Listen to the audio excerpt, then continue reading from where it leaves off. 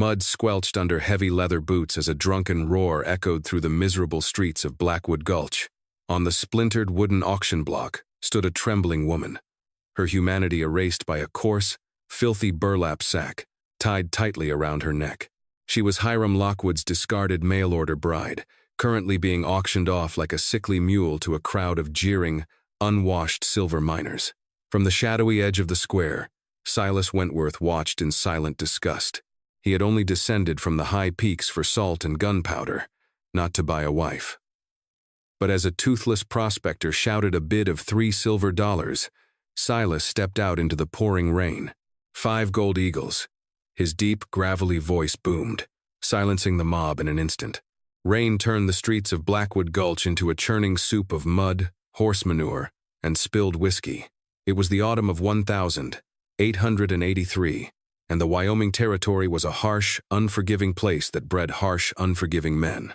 Silas Wentworth was one of them, though not by choice, a massive man wrapped in the heavy furs of grizzly and timber wolf, with a thick, untamed beard and eyes as cold as the mountain streams. He was known to the townsfolk only as the Ghost of Black Mountain.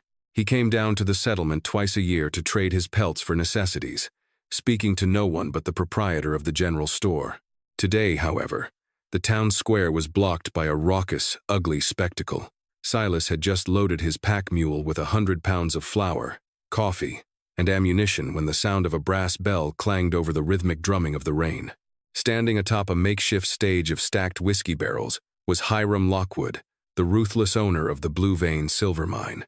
Hiram was a man who smelled of cheap bay rum and expensive cigars, his rotund belly straining against a silk waistcoat.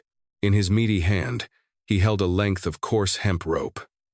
At the other end of that rope, standing in the ankle-deep mud, was a woman. She wore a tattered, rain-soaked calico dress that clung to her frail frame. Her wrists were bound in front of her with tight twine, her knuckles white from the strain. But the most grotesque part of the display was the heavy potato sack, shoved roughly over her head, fastened around her throat with a leather strap just loose enough to let her breathe, but tight enough to ensure she could not remove it. "Listen here, you miserable lot of dirt scratchers," Hiram bellowed, waving a crumpled piece of paper in his free hand. "I paid $50 good to a matrimonial agency in Philadelphia to send me a beautiful, biddable bride, a companion for a gentleman of my stature. And what did the Union Pacific Railroad deliver to me this morning? A mute, deformed harridan." The crowd of off-shift miners erupted into cruel, echoing laughter. Men with soot-stained faces and missing teeth shoved each other, passing jugs of moonshine, eager for the evening's entertainment. "She refuses to speak," Hiram continued, his face flushing red with indignation.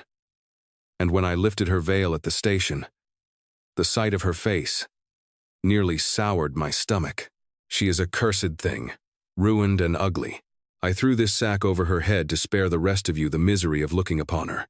But," Hiram grinned, a slick, predatory smile, "she's got 2 working hands and a strong enough back. She can scrub floors.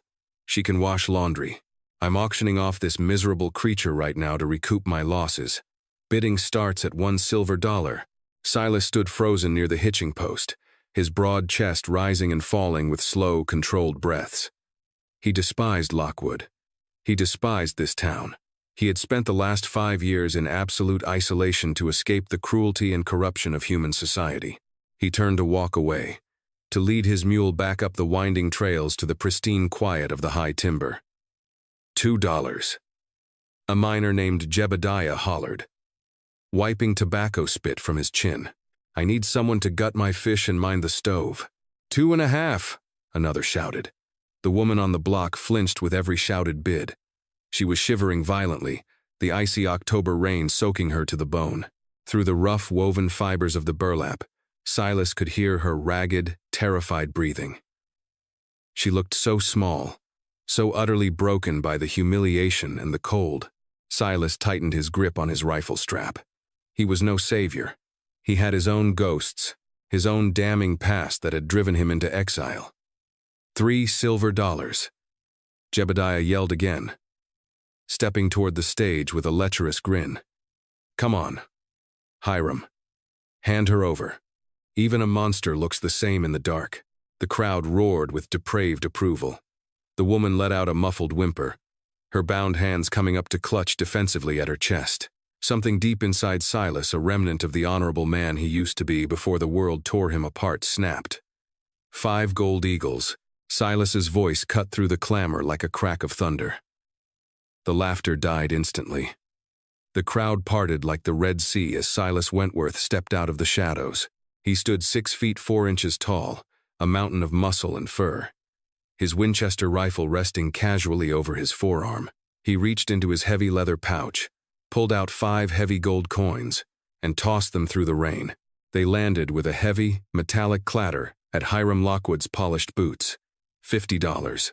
A fortune for a ruined bride. Hiram stared at the gold, then looked up at Silas, a flicker of genuine fear crossing his arrogant face. "The mountain man?" Hiram stammered. "You have no use for a woman, Ghost." "The transaction is complete," Silas said, his voice quiet but carrying a lethal promise. "Drop the rope." Hiram hesitated, looking at his armed men, but none of them made a move toward the towering trapper. Greed won out. Hiram scooped the gold eagles from the mud. He dropped the hemp lead into the muck and backed away. "Take the witch. She's your problem now." Silas ignored him. He walked slowly toward the shivering woman. The crowd watched in breathless silence. Silas reached into his belt and drew a massive, gleaming hunting knife. The woman flinched violently, letting out a sharp cry through the sack, thinking he meant to slaughter her right there. Instead, Silas reached out with his free hand, his massive, calloused fingers gently grasping the twine that bound her wrists. With one swift, precise motion, he sliced the bindings free. "Keep your hands under your shawl," Silas murmured, his voice surprisingly gentle, pitched only for her ears. "It's cold. Let's walk." He didn't touch her. He didn't pull the lead. He simply turned and began walking toward the edge of town, trusting her to follow. For a second, she stood frozen on the block. Then, realizing her only alternative was the mob, she scrambled down from the barrels and stumbled after the giant in the bear fur coat. Leaving Blackwood Gulch meant a grueling 5-mile climb up the jagged spine of the Bitterroot Range. The rain at the bottom of the valley steadily transformed into thick, blinding snow as they ascended past the timberline. The trail was nothing more than a treacherous ribbon of loose rock and slippery pine needles. Silas led the way, his pace deliberately slow. He kept glancing back over his shoulder. The woman was struggling. Her flimsy leather boots were no match for the rocky terrain, and she kept slipping, scraping her knees against the jagged stones. Yet, she never complained. She never cried out. She just picked herself up, her face still hidden by that grotesque burlap sack, and pushed forward with a desperate, frantic energy. When they reached a steep switchback overlooking the canyon, the wind howled fiercely, carrying a bitter chill that sliced through clothing like a razor. The woman stumbled over an exposed tree root and collapsed into the snow. This time, she didn't get up. She lay curled in a tight ball, her thin shoulders shaking uncontrollably. Silas secured his mule's lead to a sturdy pine and walked back to her. He knelt in the snow, towering over her prone form. "We have another mile," he said softly. "Can you walk?" She shook her head, a pathetic, jerky motion inside the sack. Silas didn't hesitate. He shrugged off his massive, heavy grizzly fur coat. Beneath it, he wore only a thick wool flannel shirt, exposing him to the biting cold. But he didn't care. He draped the enormous, warm pelt over her trembling body, wrapping her in it like a cocoon. Then, without asking permission, he slipped his arms beneath her knees and behind her back, lifting her effortlessly into his arms.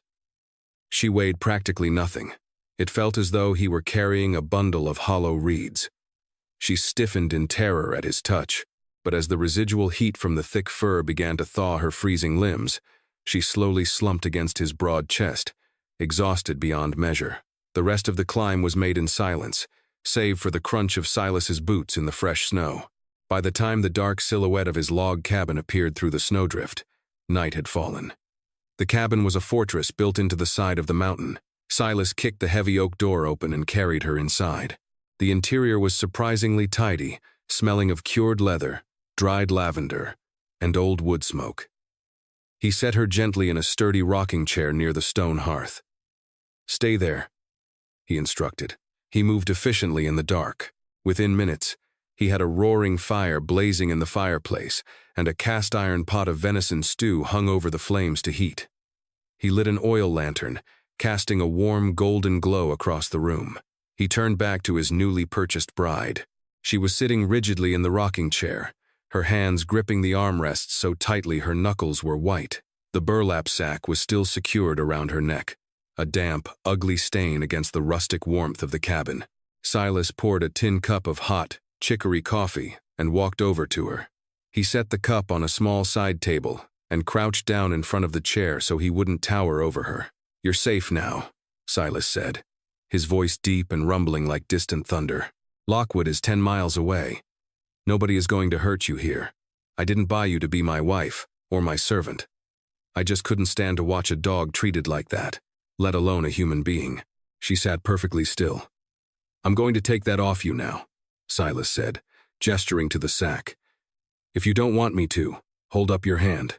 She didn't move. She didn't raise her hand. Silas reached forward. His large, rough fingers brushed against her freezing collarbone as he fumbled with the wet leather strap. He undid the buckle and gently pulled the coarse burlap fabric upward, lifting it carefully over her head so as not to snag her hair. He tossed the damp, foul-smelling sack into the blazing fire, where it immediately began to smoke and crisp. Silas turned back to look at the woman, to see the hideous deformity Hiram Lockwood had cursed. The breath completely vanished from Silas's lungs. He stumbled backward, his boot catching the edge of the hearth rug. She was not deformed.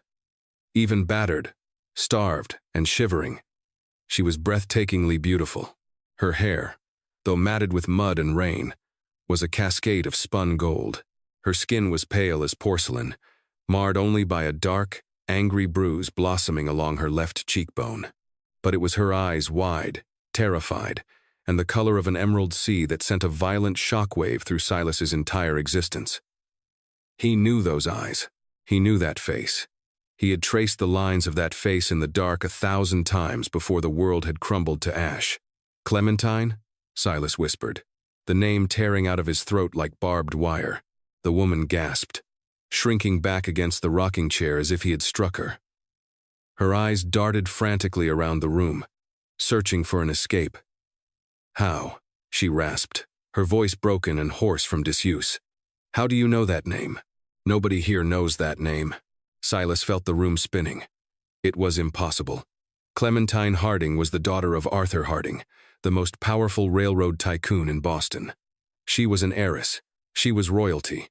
More importantly, she was the woman Silas had been secretly engaged to 5 years ago, back when he was Silas Wentworth, a brilliant young attorney working for her father's firm.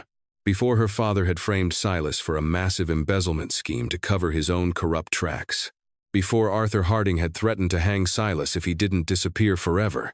"Clementine," Silas repeated, stepping closer into the light of the lantern. "It's me." She stared at the towering mountain man. She saw the heavy scars across his nose and brow from a bear attack 2 winters ago. She saw the thick, untamed beard that covered half his face. She saw a savage stranger. "I don't know you," she cried out, her voice trembling with rising hysteria. "Please, just let me go. My name is Abigail Smith. That's what the agency papers say. Please." Silas reached up and slowly unbuttoned the top of his flannel shirt. He pulled the fabric aside, revealing his left collarbone. Resting against his skin, hanging from a tarnished silver chain, was a delicate, lady's signet ring bearing the Harding family crest. Clementine's eyes locked onto the ring. The color drained completely from her bruised face. Her breath hitched in her throat as her gaze slowly traveled up from the ring, past the tangled beard, and into the deep, sorrowful gray eyes of the man standing before her. "Silas?" she breathed, the word a ghost in the quiet cabin. "They told me. My father told me you drowned in the Charles River." Tears suddenly spilled over her dark lashes, cutting clean tracks through the dirt on her cheeks. Before Silas could say another word, Clementine's eyes rolled back in her head, and she slumped forward, collapsing unconscious into the arms of the man she had mourned for half a decade. Wind battered the sturdy log walls of the cabin, howling like a wounded animal seeking refuge from the blizzard. Silas Wentworth sat perfectly still in the heavy oak chair beside his bed, watching the slow, shallow rise and fall of Clementine's chest. He had placed her under his thickest goose-down quilts, banking the fire so the small room radiated a fierce, protective heat. For 3 days, a violently high fever had ravaged her frail body. She had thrashed in the grips of delirium, calling out to ghosts from a life Silas had tried to bury beneath 5 years of mountain snow. He leaned forward, dipping a clean linen rag into a basin of cool snow water, and gently pressed it to her burning forehead. Her skin was translucent, the angry purple bruise on her cheek slowly fading to a sickly yellow. It defied all logic. Clementine Harding was the crown jewel of Boston high society. She had resided in a sprawling limestone mansion on Beacon Hill, attending galas draped in French silk and Russian diamonds. Silas had been an ambitious, idealistic junior partner at Harding. Sterling and Vance no. Harding, Sterling and Cabot. He had won Arthur Harding's favor, and eventually, his daughter's heart. They had planned to marry in the spring of 1878. Then came the collapse. Millions of dollars vanished from the firm's trust accounts. Silas, the naive protege, had been signing the transfer ledgers under Arthur's direct orders, trusting his future father-in-law implicitly. When the federal investigators and agents from the Pinkerton National Detective Agency, led by William A. Pinkerton himself, raided the offices, Arthur Harding had expertly shifted the entirety of the blame onto Silas.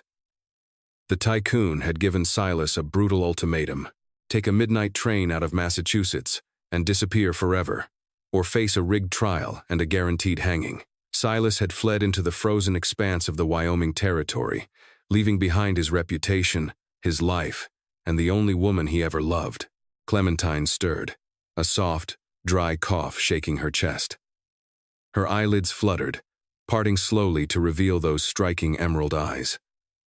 They were glassy with fever, but lucid. She looked at the raw-hewn log ceiling, then turned her head to see Silas. She did not scream this time. Exhaustion had stolen her panic. "You did not drown," she whispered, her voice barely a rasp over the crackling fire. "I did," Silas replied, his voice a low, gravelly rumble. "Silas Wentworth drowned in the Charles River 5 years ago. I am just a ghost that haunts this ridge. Drink this." He slid a heavy arm behind her shoulders, supporting her feather-light weight as he brought a tin cup of willow bark tea to her cracked lips. She drank greedily, her hands trembling as they rested against his thick forearm. When he laid her back down, she stared at him with a profound, aching sorrow. "He told me they found your coat on the bridge. He held me while I wept." "Silas, my father held me and told me that the shame of your crimes had driven you to the icy water." Silas felt a dangerous, familiar rage flare in his chest at the mention of Arthur Harding. "Your father is a remarkably skilled liar. It kept him out of a federal penitentiary." Clementine closed her eyes, a bitter tear leaking from the corner. "It did not keep him out of the grave." Silas froze, the wet rag stalling in his hands. "Arthur is dead?" 2 years ago, Clementine said, her voice hollow. "The truth always finds a crack in the foundation." A second investigation was launched by Governor Benjamin Butler's office. They found the hidden accounts in Providence. When the marshals came to the house on Beacon Hill with warrants, my father locked himself in his study. He used his silver-handled Remington revolver to ensure he would never face a judge. Silas absorbed the grim reality. The man who had ruined him was dead. There was no closure in the revelation, only a cold, empty ash. "And his estate?" "Seized," she answered, pulling the quilt tighter around her chin. "Every dollar, every property. The creditors descended like vultures. I was left with nothing but the clothes on my back and the shame of his name. My uncle, Thaddeus, took me in. He despised me. He treated me like a scullery maid, hiding me away so my ruined reputation wouldn't tarnish his daughter's marital prospects." Clementine's breathing grew ragged as she recounted her descent into hell. 3 weeks ago, Thaddeus told me he was done feeding a trader's daughter. He dragged me to a miserable little office in the slums of Philadelphia. A matrimonial agency. He forged papers under the name Abigail Smith, took the $50 commission from the broker, and forced me onto a westbound Union Pacific train. He told me if I ever returned to the East Coast, he would have me committed to the Danvers State Lunatic Asylum. She looked at Silas, the raw vulnerability in her eyes shattering the hardened shell he had spent years building. When I arrived at the station in Blackwood Gulch, that awful man, Lockwood, he expected a sturdy farm girl. When he saw how frail I was, and when I refused to speak to him because I was so paralyzed by terror, he struck me. She touched the fading bruise on her cheek. He put that sack over my head so the town wouldn't see my tears. He said a weeping woman was bad for a bidding war. Silas slowly stood up. He walked to the heavy wooden door of the cabin, staring out through the frosted window pane at the blinding white fury of the blizzard. His hands were clenched into massive, white-knuckled fists at his sides. He had spent half a decade mastering his anger, learning the quiet, indifferent peace of the mountains. But looking at the broken, destitute woman in his bed, the woman who had once been the brightest light in his world, he realized the peace was a lie. Lockwood will pay for putting his hands on you, Silas vowed, the words a dark, irrevocable oath. And your uncle will burn for what he did. No, Clementine pleaded, trying to sit up, only to fall back against the pillows. Silas, please. I am so tired of the cruelty. I just want to be safe. Am I safe here? Silas turned away from the storm and looked at her. He crossed the room, kneeling beside the bed so their eyes were level. He reached out, his calloused thumb gently wiping the tear from her cheek. You are in my territory now, Clementine, he said softly. The snow is 10 feet deep in the pass. No one is coming up this mountain, and if they do, they will have to go through me. You rest. You heal. I will keep the wolves at bay. December descended upon the Bitterroot Range with a merciless, crushing silence. The blizzard that had trapped them in the cabin lasted for 9 days, burying the world in a pristine, impenetrable fortress of ice and snow. For Clementine, it was a profound, surreal isolation. She had gone from the crowded, suffocating judgment of Boston to a world where the only sounds were the popping of pine sap in the hearth and the haunting, distant calls of timber wolves. As her fever broke and her strength slowly returned, a tentative, unspoken routine developed between the ruined heiress and the exiled lawyer. Silas was a man of few words, his days consumed by the brutal labor required to survive the deep winter. He chopped cordwood with a heavy iron axe, the rhythmic thwack echoing across the ridge. He checked his trap lines on snowshoes, returning with snowshoe hares and the occasional winter-fattened marten. He treated Clementine not as a guest, nor as the bride he had ostensibly purchased, but as a wounded bird he was nursing back to flight. Clementine, determined not to be a burden, threw herself into the domestic duties of the cabin. Her hands, once soft and manicured, grew calloused from scrubbing cast-iron pans and kneading heavy sourdough. She learned to skin a rabbit without flinching, a necessity she never could have imagined in her previous life. One brutally cold evening in late January, Silas sat at the heavy oak table, meticulously oiling the mechanisms of his Winchester rifle by the light of a kerosene lamp. Clementine sat near the fire, her nimble fingers working a bone needle as she repaired a tear in one of his heavy wool shirts. You favor your left shoulder when you swing the axe, Clementine noted quietly. Not looking up from her stitching, Silas paused, the oil-soaked rag hovering over the rifle barrel.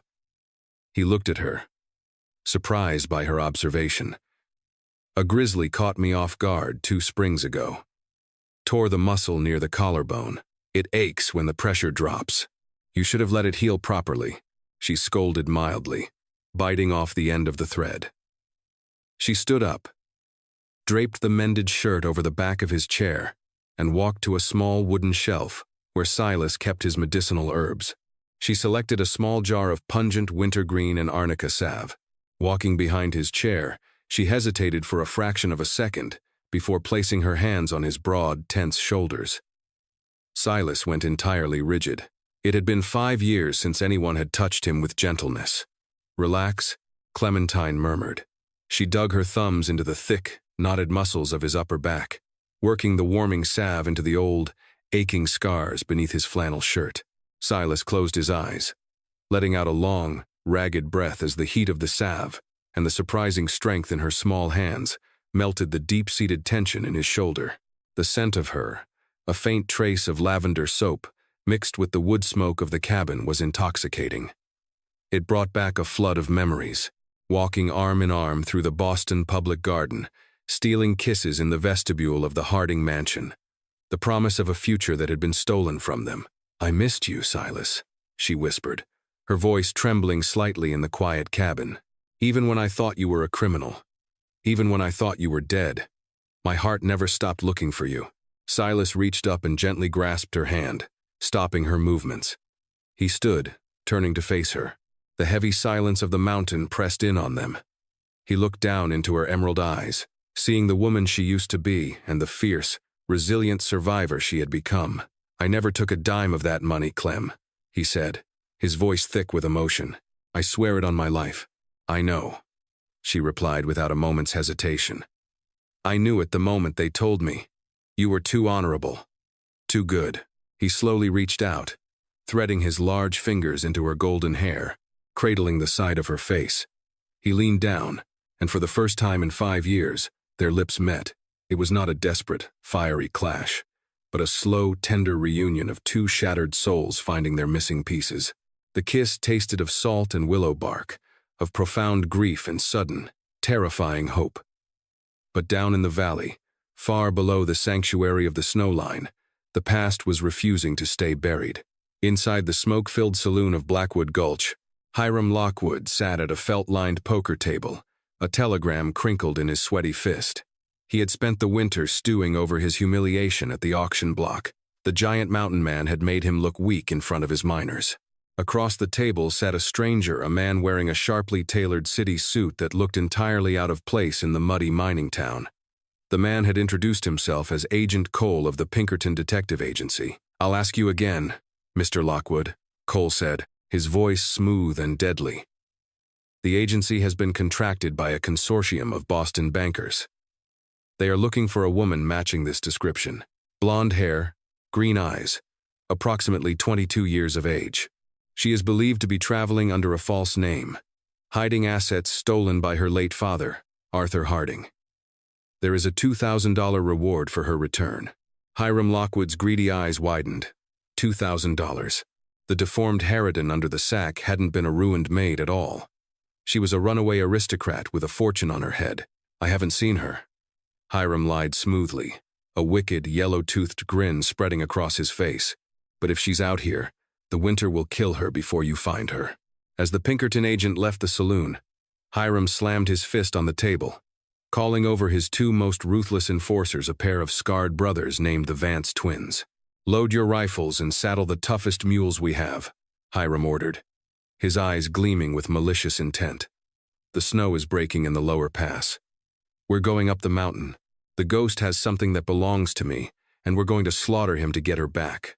The brutal Wyoming winter eventually surrendered to the creeping warmth of late April, though the high peaks of the Bitterroot Range stubbornly held on to their crowns of ice.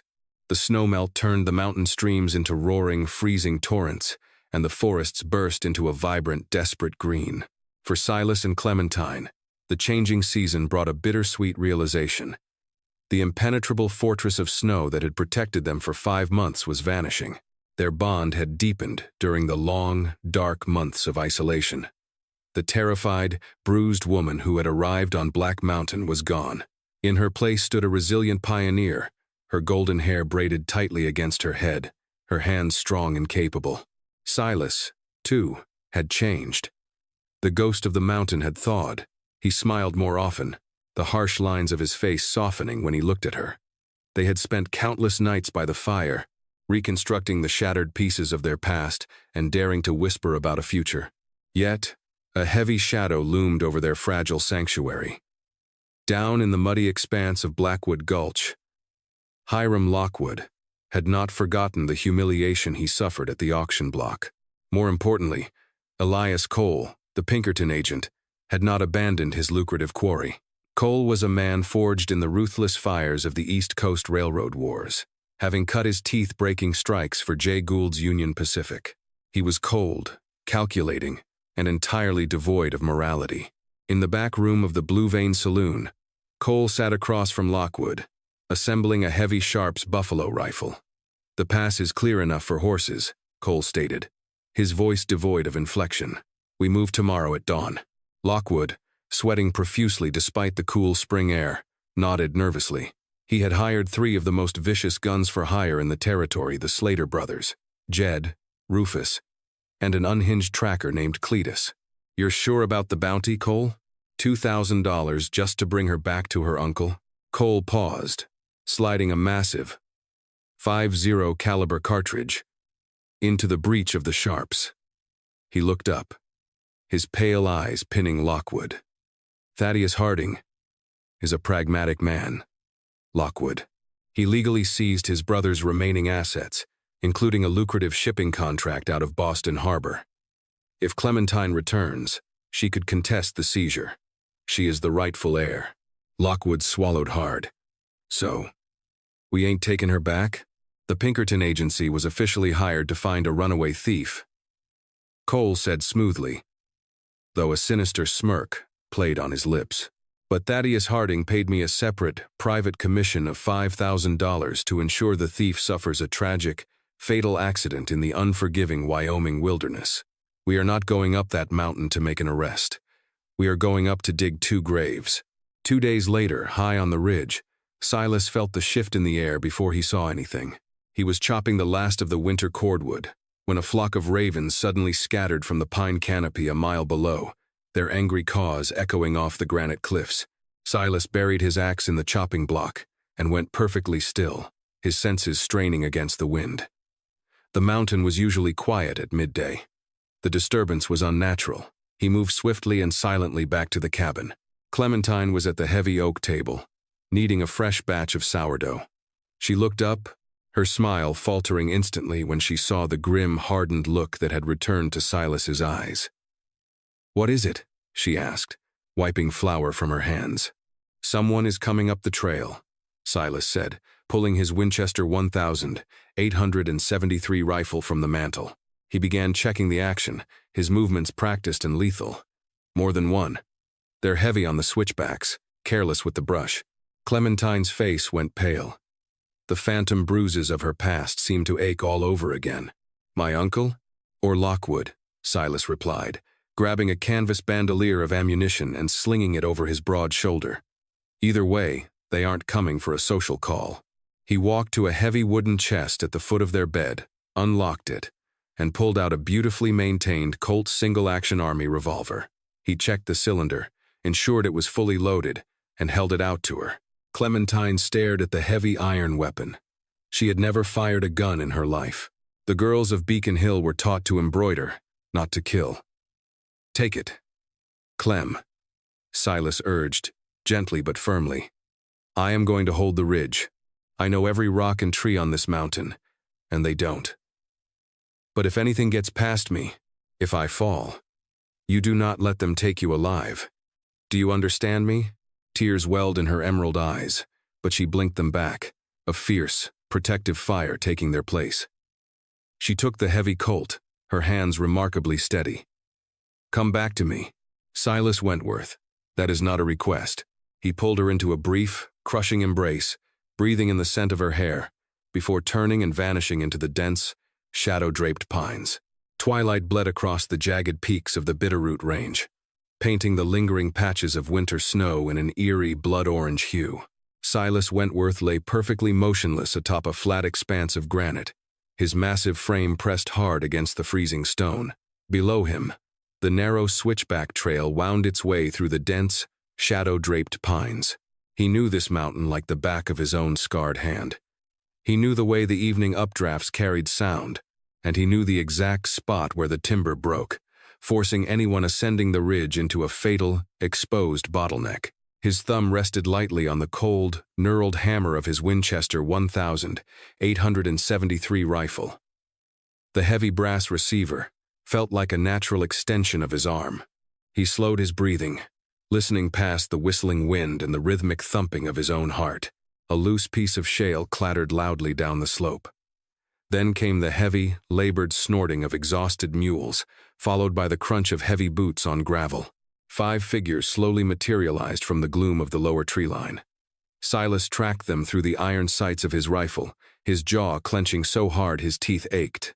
Bringing up the rear, completely out of breath and clutching his chest, was Hiram Lockwood. The mine owner looked pathetic, his expensive silk waistcoat stained with sweat and mountain mud. Ahead of Lockwood fanned out 3 rough, filthy men, the Slater brothers.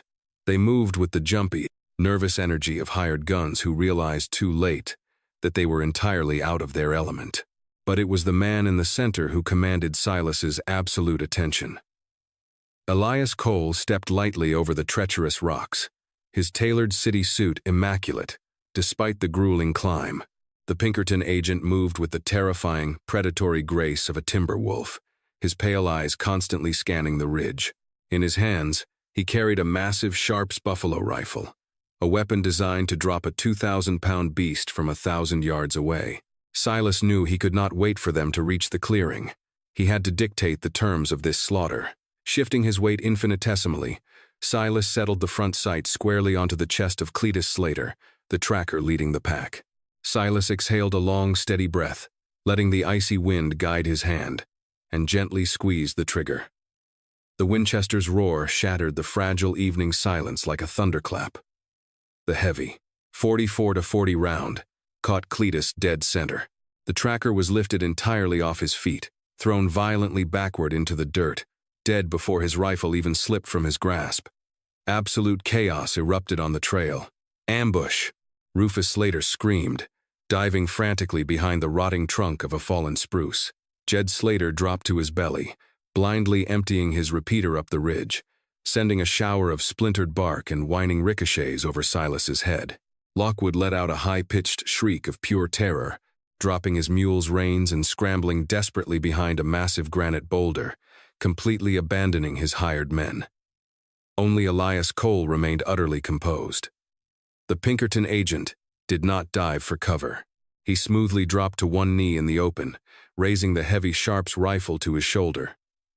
His pale eyes tracked the faint wisp of white gun smoke dissipating above Silas's rock formation. Silas chambered another round, working the lever action with lightning speed. He shifted his position, preparing to fire at Rufus, but Cole was faster. The deafening, cannon-like boom of the 5.0 caliber Sharps echoed through the canyon. The massive lead slug slammed into the granite boulder mere inches from Silas's face. The rock exploded, sending razor-sharp shrapnel tearing across Silas's cheek and brow.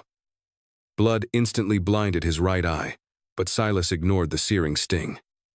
He rolled hard to his left, bringing the Winchester up and firing blindly through the rock dust. His shot found its mark. Rufus Slater howled in agony as the bullet shattered his thigh bone, dropping him to the forest floor where he writhed and clutched at his ruined leg. "He's alone up there." Cole's voice drifted up the mountain, devoid of panic, echoing with cold, calculated authority. "He's pinned. Move up the left flank. Jed. Keep him busy." Jed Slater, driven mad by the sight of his dying brothers, let out a feral roar. He broke from the tree line, charging wildly up the steep, left side of the ridge, firing his rifle from the hip. Silas wiped the blood from his eye with the back of his sleeve. He waited, his breath measured, letting the enraged mercenary close the distance. When Jed crested the steep incline, his chest heaving, Silas rose swiftly from behind his cover. He fired twice in rapid succession. Both rounds struck Jed's center mass, stopping his charge instantly and folding him into the melting snow. Suddenly, a searing, blinding agony tore through Silas's left side. The impact was so violent it lifted the giant mountain man off his feet and threw him hard onto the unforgiving stone. He gasped, the oxygen completely driven from his lungs. He looked down through a swimming haze to see a massive, ragged hole torn through his heavy flannel shirt, just beneath his ribcage. A dark, terrifying stain of arterial crimson was rapidly spreading across the fabric. Cole had anticipated his movement perfectly, using Jed's suicidal charge as a distraction to flank Silas from the right. Silas gritted his teeth, letting out a low, guttural groan. He pressed his massive, calloused hand against the wound, trying desperately to staunch the torrential flow of blood. The edges of his vision began to darken, the vibrant colors of the twilight bleeding away into a cold, crushing gray. He tried to reach for his dropped Winchester, but his left arm was completely paralyzed by the shock. Heavy, methodical footsteps crunched on the gravel just a few yards away. Elias Cole stepped smoothly into view, towering over the fallen mountain man. The Pinkerton agent's face remained a blank, emotionless mask as he leveled the smoking barrel of the Sharps rifle directly at Silas's face. "I must admit, Wentworth," Cole said quietly, his voice carrying easily over the wind. Lockwood spun tall tales about the invincible giant of Black Mountain. "I expected a much more difficult extraction. You fought well, but sentimentality always makes a man sloppy. Drop your hands." Silas stared up at the executioner, his gray eyes burning with an unyielding, defiant fire. He thought of the warm cabin, the smell of baking bread, and the vibrant emerald eyes of the woman he had sworn to protect. He had failed her. "Go to hell," Silas snarled, blood bubbling at the corner of his lips. "Nothing personal, friend," Cole replied softly. "Just business." Cole's finger tightened on the heavy trigger. Bang. The gunshot did not come from the buffalo rifle. Elias Cole went rigidly stiff. His pale eyes widened in sudden violent shock. He let out a wet, rattling gasp, looking down in utter disbelief at his own chest. A dark, perfect circle had blossomed through the center of his tailored wool vest. He swayed on his feet like a felled timber, the heavy Sharps rifle slipping uselessly from his hands, before collapsing face first into the dirt, dead before his chin struck the rock. Silas blinked through the heavy haze of pain and blood loss, struggling to turn his head past Cole's lifeless body. Standing high on the ridge, silhouetted against the dying orange light of the sun, was Clementine. She was clutching Silas's heavy Colt single-action Army revolver with both hands. The barrel was still smoking in the cool evening air. Her face was as pale as porcelain, her golden hair whipping wildly in the wind, and her entire body was shaking violently from the brutal recoil of the weapon. She had never fired a gun in her life, but when the moment came, the ruined heiress of Boston had not hesitated. At the bottom of the trail, Hiram Lockwood peeked out from behind his boulder. He saw his 3 ruthless mercenaries dead in the dirt. He saw the legendary Pinkerton agent lying face down in a pool of his own blood. And he saw the mute, broken bride standing tall on the mountain, holding a smoking revolver. Utter, mind-shattering terror seized the corrupt mine owner. With a pathetic, sobbing whimper, Lockwood turned and fled blindly back down the treacherous, darkening trail, slipping and sliding in the mud, abandoning everything. Clementine dropped the heavy iron gun. It clattered against the stone as she scrambled recklessly over the jagged rocks, tearing her dress and scraping her knees until she fell to her side next to Silas. "Silas, Silas, please look at me," she cried out, her voice cracking with sheer panic as she frantically pressed her bare, trembling hands over his massive, blood-soaked fingers, trying to stop the bleeding. "I told you to stay in the cabin," Silas managed to whisper, a weak, blood-stained smile touching his lips as his heavy eyelids began to flutter closed. "You don't get to give me orders anymore," she sobbed fiercely, already tearing long strips from her cotton petticoat to pack the horrific wound. "My heart never stopped looking for you, Silas Wentworth. I am not letting you die a second time." Blood soaked entirely through the strips of Clementine's petticoat before she even managed to drag Silas back into the sanctuary of the cabin. The bullet from Elias Cole's Sharps rifle had passed clean through his side, narrowly missing his vital organs, but the blood loss was severe.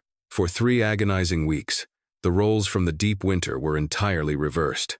It was Clementine who kept the fire roaring, who boiled snowmelt and willow bark, and who sat awake through the long, terrifying nights, pressing cold rags to the mountain man's feverish brow.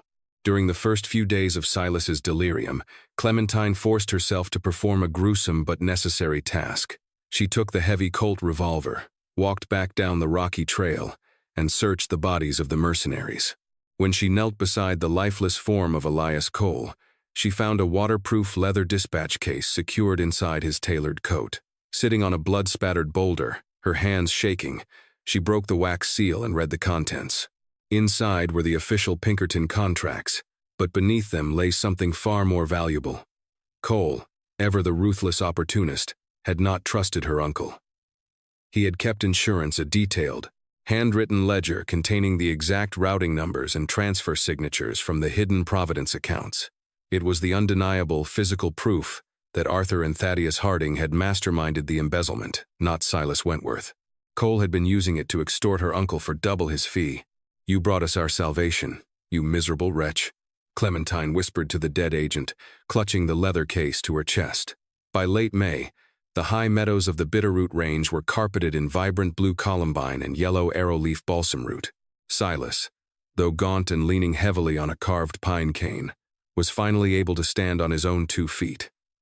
The ghost of Black Mountain had survived, tethered to the world of the living by the sheer, unyielding willpower of the woman he loved.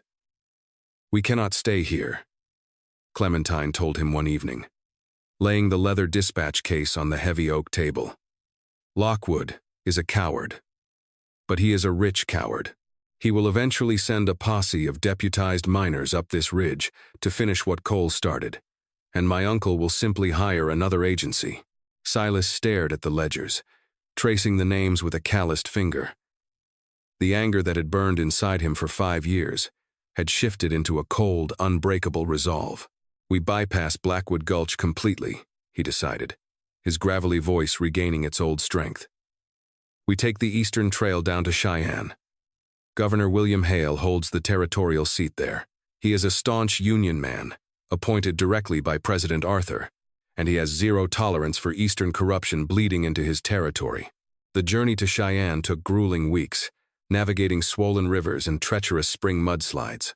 When they finally arrived in the bustling territorial capital, they were a sight that drew stares from every corner. A towering, bearded giant in bare fur and a stunningly beautiful woman in a patched, homespun dress. They did not go to the local sheriff. They marched directly into the federal courthouse. Governor Hale and a squad of U.S. Marshals listened in stunned silence as Silas laid out the dispatch case. The evidence was irrefutable.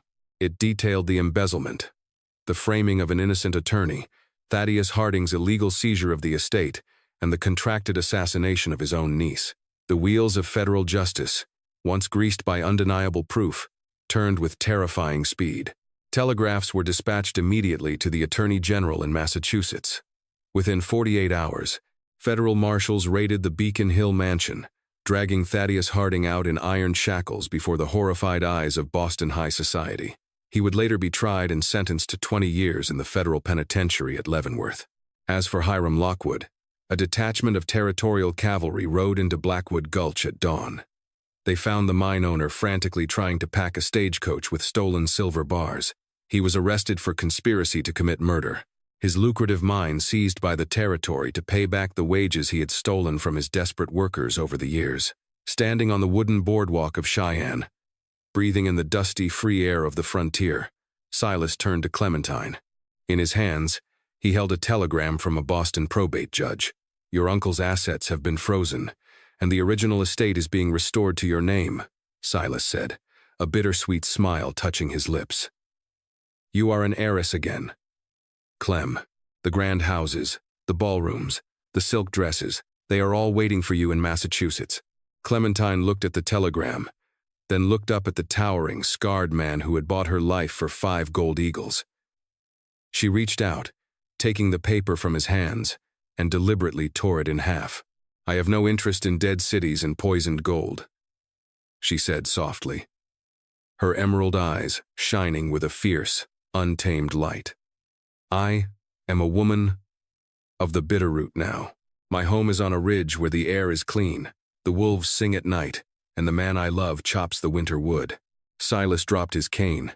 He wrapped his massive arms around her, lifting her off her feet right there in the middle of the crowded Cheyenne street, burying his face in her golden hair as she laughed a bright, ringing sound that completely erased the lingering ghosts of their past. Clementine Harding never returned to the suffocating parlors of Boston. Instead, using a fraction of her restored inheritance, she and Silas Wentworth purchased the entirety of Black Mountain and the sprawling, fertile valley beneath it. They built a magnificent, sprawling ranch of stone and heavy timber, replacing the lonely cabin with a home filled with warmth, laughter, and eventually, the chaotic joy of 3 wild, mountain-born children. Silas cleared his name, practicing law only when the poor miners and ranchers of the territory needed an honest defender against corrupt barons. The ugly burlap sack that had once hidden a broken bride from the world was nothing more than a distant, fading nightmare. In the untamed heart of the Wyoming Territory, out of the ashes of betrayal and the brutality of an auction block, they had forged a love as enduring and unyielding as the mountains themselves.